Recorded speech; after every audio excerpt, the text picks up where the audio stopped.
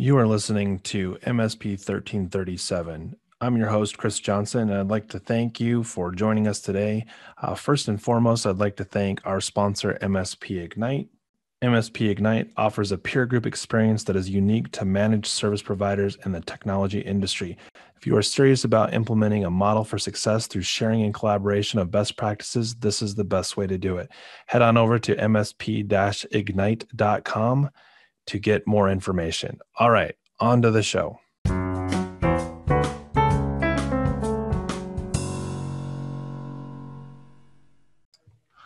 Welcome, everybody, to this episode of MSP 1337. I'm joined this week yet again by the infamous Joshua Smith of Varonis. Thanks for joining me, Josh. Hey, Chris, thanks for having me on again. Hey, when you have a good thing going, you got to keep it going. So it's been half a dozen or so episodes in, and we have yet to let anyone know what MSP 1337 stands for.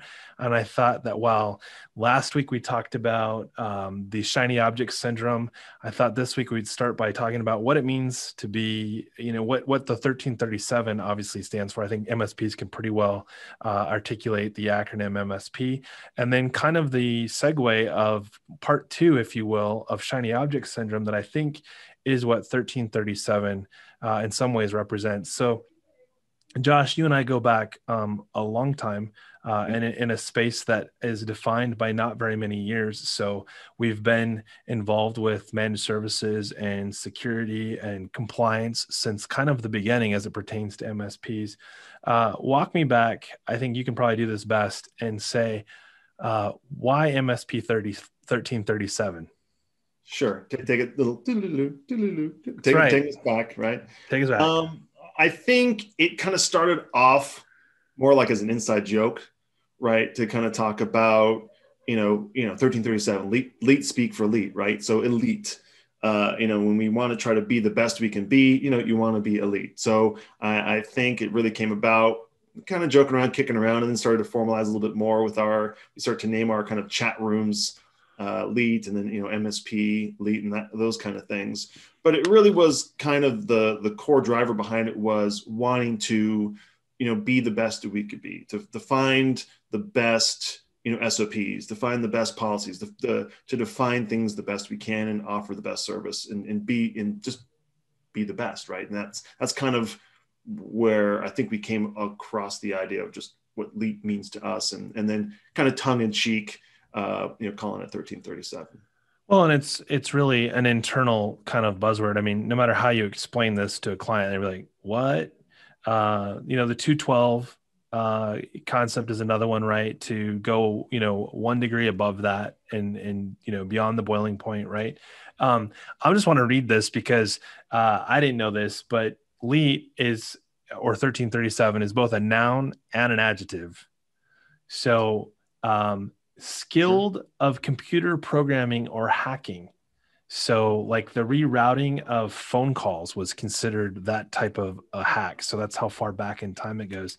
It's what's that? Freaking. Yeah, absolutely. And then it also has kind of gained some traction in the gaming space, where if you're considered an elite gamer, then that would be that 1337. So all of those things are relatively irrelevant to this conversation, but it is kind of interesting to know that 1337 does have a history. It's not something that I just pulled out of thin air. It's not like my address or anything like that.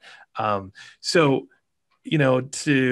continue on this path, though, 1337 and being elite or having the goal of being the best that you can be kind of transitions to what was last week, which was shiny object syndrome. And the reason behind what I considered my syndrome itself, which was if it was shiny, I was interested. Right. But there was validity to it, right? We were always looking for ways to be more efficient, be more productive. And then obviously, as we spent more and more time in the security and compliance space, what are the products, services, and tools that we can use to improve in that arena? So in sort of the follow-up to last week, I wanted to continue the conversation and really look at what should an MSP be considering as they look at products and services to improve both an internal security posture as well as, client facing, because at the end of the day, MSPs, MSSPs, whoever it is, the end of the day, our goals are going to be defined by, can I sell this? And maybe that's not the right language to use, but if I'm not able to bill more for the services delivered, then it's putting me at a crossroads of, am I going to be okay with making less money to be more secure, or can I find a way to be more secure and make more money?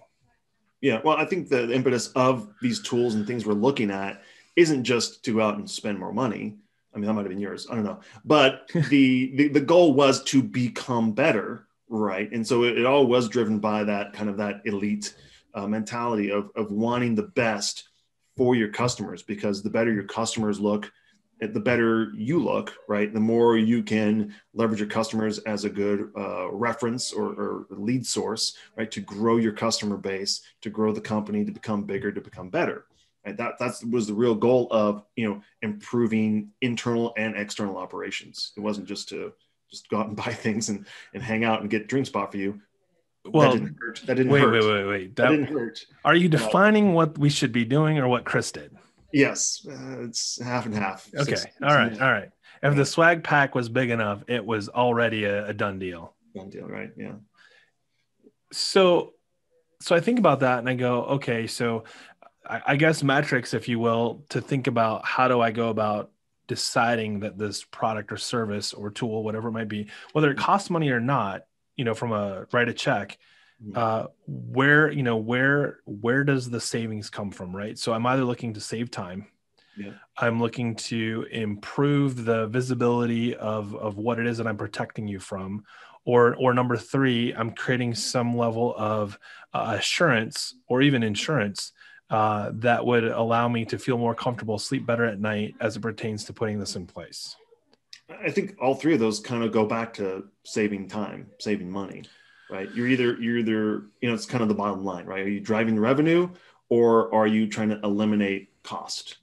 Right. Just trying And to simplify it, right? Is this something that brings value and therefore I can, charge for it? Or sure. is it something that, saves something, time, effort, energy, money, Which all kind of hours of goes back to sleep? time, right? Yeah, hours So, of sleep, so right? we can easily go into the space of FTE, right? And so this is what I've been, since we had the episode. The one thing that keeps coming into my head is, Mhm. if I evaluate a vendor's product, there's a resource on my end that's going to be involved. And obviously, depending on the vendor, there's some resources on the vendor side too. There's a reason why vendors don't lower their price every client they add, right? Because that would sort of, at some point they're going, well, we keep hiring people to sell more. We keep hiring people to support more.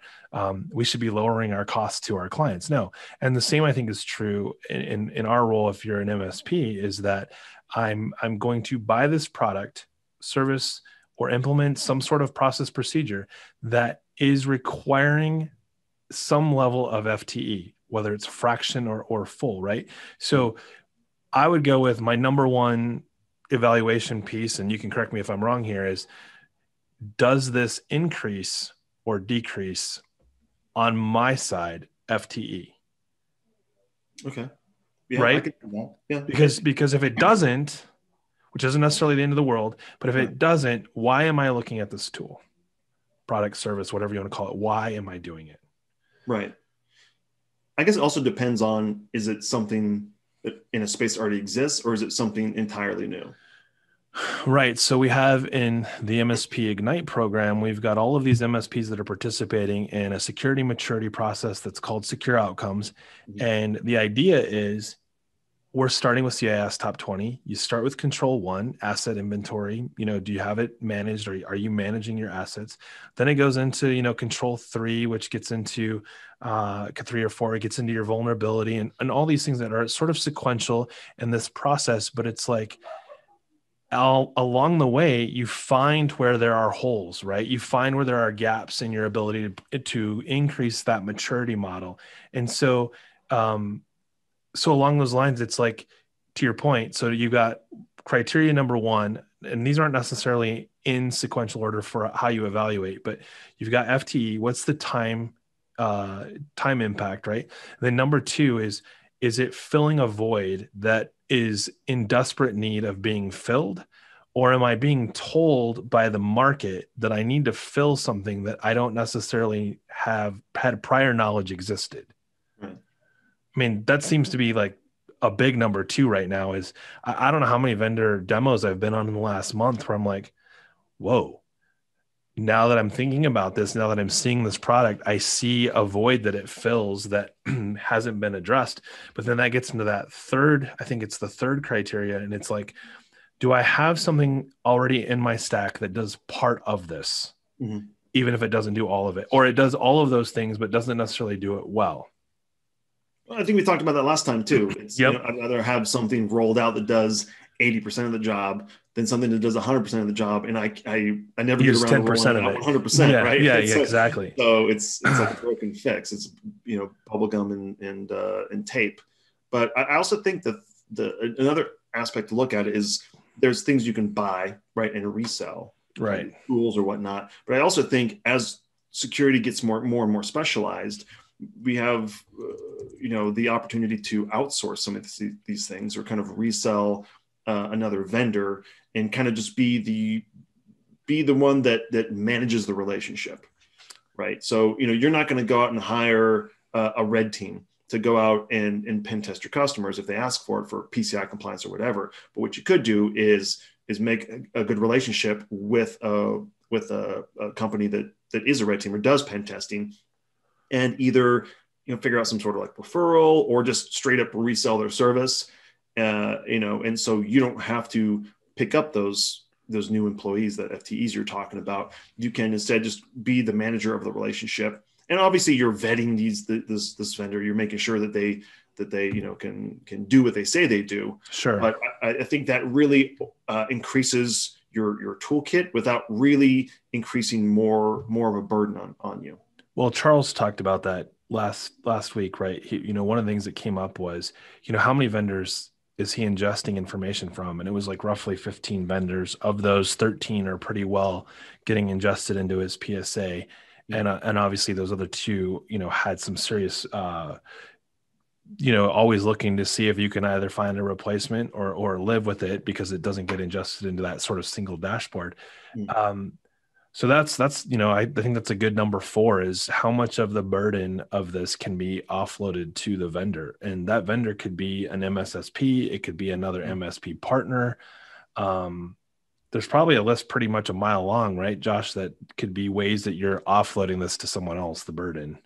And I think we screwed up at Untangled. I think we didn't take enough advantage of vendors and the services they have. Like, being at my previous, vendor, being my current vendor, I mean, they've got a sizable professional services team that you can package as part of a purchase order. And I think that it's folly to not take advantage of that. And I think before, I think it was an insecurity that, well, if, we have to know, how to install this product inside out. We have to Sure. know 100% of this product. And I think that's a fallacy. I think you need to know maybe how to operate the product, right? Because, how often do you install something that you're going to keep around for, years and years and years? Once, right? So I think you leveraging professional services to do installs, even to do, really leveraging their support staff as well. Well, do you remember back in the day when we carried around the little ISO CD sort of binder that had the, reset admin password, I mean, or even the full blown, this is the Windows 7 or Windows 10 image. And we talked about this the other day. One of the controls in CIS talks about ensuring that you have the golden image, right? This is the master, install for whatever for the client. And the reality is, well, why would I do that? Because every 30 days it's no longer the current image, regardless of what I'm building. And I can go to Microsoft's website, download with the latest updates already preloaded on a flash drive. What's the point? Microsoft's done the lifting to create my golden image for me. I mean, to your point, the balancing act here is, what does the vendor have responsibility for that we need to take advantage of rather than, incurring responsibility unnecessarily. And then the second part of that is knowing what is the requirements for me as the MSP to be successful with this product. Because to be able to say that maybe it is, I need to be able to install, configure, get the basic template up. Maybe it's not. But when we investigate what product services we're going to put into play, we need to know that before we really, drive it home. And Charles said this too, right? I said this about Charles. If your product as a vendor requires too much lift as a part of the MSP, he's going to let you know. And rightly so, because if someone's not going to be vocal to a vendor, how are they going to know that they need to adjust to take on and support more MSPs that are interested in those products? Yeah, I don't think you should have to be an expert on every solution. You should just be really knowledgeable, right? Because they're the ones bringing the expertise, and you're leveraging them for that, for that access to their experts. So for installs, for professional services, for support, I think we should have been leaning a lot more on our vendors, not only just in the installation, but also in the sales process. Oh, right. Hands down sales process. Let's go back in time to having them do the demos, because oh, for sure. Now that I'm with vendors, we're doing all. I mean, as an SE, I do demos. That's what I do, and it just blows my mind that we were the ones as the MSP trying to do the demos, because again, we felt that if we didn't seem like the expert on everything, that would make us somehow look weak. If we try to bring in a vendor, that would look like us passing the buck. But it's not. You just have to understand that that's how the big boys do it, and to do otherwise, it's really inefficient. Well, before 365 and some of the other stuff that's out there, we were really concerned about white labeling stuff, right? Like it was like I wanted to make sure that there was no way that you could go talk to somebody else, and kind of got in the way of like you said, having the vendor do the demo. And who better to do the demo than the vendor? And maybe this is one of those things where you don't necessarily bring the vendor in for a demo unless you're having a hard time getting your client to wrap their heads around why it's so important. And if you have a vendor that can't help you there, like they're not able to help get that messaging across, that might be one of those things where you need to rewind a little bit and revisit. Are you trying to put the right vendor? Are you trying to match the right vendor up with the client? Because sometimes, one product, or you might have two different vendors that sell similar products, but one is a better fit for that client than the other. I still think that the MSP, the MSSP, should be the one doing the vendor evals. They should know their clients well enough. They should know the vendors well enough that who would be the better fit. But when it comes down to, if the customer isn't biting, or if they're kind of humming and hawing over the budget, then you kind of need to raise the value. And I think the best way to raise the value is to bring in a professional sales team from that vendor so that they can better articulate, because that's all they do day in and day out.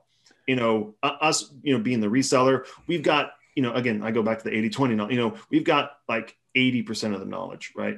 But maybe that's not enough to relay the value. You bring in a sales team, they've got 100% of the knowledge. Well, they do day in, day out. They can talk with the customer on your behalf, with you there, obviously, and pull out the kind of the pain points, and then they can immediately pivot to the functionality that solves those things, right? Because that is their job, is to assist you in making those sales and finding the additional value to cross-sell, upsell, renew, all those kind of things. Well, so I guess I just don't want to pull back and say, I just really want to drive forward that it's nothing to be ashamed of. Sure. Not do your own demos, right? Like that's like why, you're not going to build your own house. I mean, some people do, but, bring in the professionals, the construction, the general contractors, all those people, have them do what they do, because at the end of the day, it's going to be yours. The relationship is yours. They're not going to take it from you unless they're Dell, but, and it's yours, and there's nothing to feel about. I can attest to the do-it-yourself model. I decided that I was going to be an electrician because that seemed like a logical thing to do. I had a buddy of mine who's a certified electrician. He's like, I'll show you how to do it. I went all out. I'm like, I'm not going to have a place on the wall that requires me to get an extension cord. I'm making sure there's an outlet on that wall. So I think it was 35 outlets in my basement, which, the live and learn here, outside of being nicknamed Sparky for a while, I did find that an electrician can charge upwards of $200 just to put one outlet in your house. So, Hmm. yeah, I saved some money. I definitely shocked the living daylights out of myself on more than one occasion. Oh, And you know, when you're using those pliers and you forgot to turn it off, and then your hand makes that it won't open because oh. it's locked into that position. Yeah. So my live and learn is if I got to fix an outlet, maybe. But if I'm going to do any sort of remodel, I'm calling somebody who has better tools than I do and can get it done in a much more efficient use of their time. I have too much respect for electricity. I think if I'm just going to replace like a faceplate, nothing to do with power whatsoever, but the screwdriver is going to be in the realm of the outlet. I just throw the circuit breaker for the entire house. I I just I mean, do it in the dark because I'm just so neurotic. Because my stepdad once told me a story about him and his dad were out there working in the shop. And he's really into electronics, and all of a sudden, like his dad grabbed something and then just kind of started doing the classic this, and he had to go, and it was like decent power too. So he had to grab like a nearby 2x4 and just whacked him across the chest to kind of break that connection. So that little story right there always made me very respectful of electricity. I think that is a very true. Well, I guess we both have had our time being called Sparky, or knowing somebody No, yeah, besides you no, and I that are yeah, Sparky. yeah. So just to recap, I think we're 100% on the same page. I want to be clear. I wasn't necessarily implying that you should have a vendor do a demo because you're not being successful positioning the product. It Right. was more along the lines of, as the MSP that's looking at the needs of a client, sometimes it's important to have two different vendors be Sure. involved in the conversation, because I think about like the time I've spent in sort of the Sonic Wall, FortiGate, Calyptic, some of these vendors that cater to different um, sort of niche spaces, right? They're not trying to be everything to everybody, even Mhm. though they may be able to scale well. There's just some of those little features. In fact, I worked with a client not so long ago that they transitioned off Meraki to, and I think they're now moving over to FortiGate. But their reason for leaving one vendor to go to another, had an MSP truly been involved in that one, which there wasn't, unfortunately, they made the decision because Meraki was acquired by Cisco. They're like, we don't know what's going to happen to Meraki. We need to leave. Um, I suppose there's some validity to that, but that's a that's a big, bold statement to go, hey, the product we've been using for 5 years is going to go away tomorrow. Let's find a different vendor, right? Yeah. But that also goes back to, they weren't ready in that transition process. So it took them 2 years.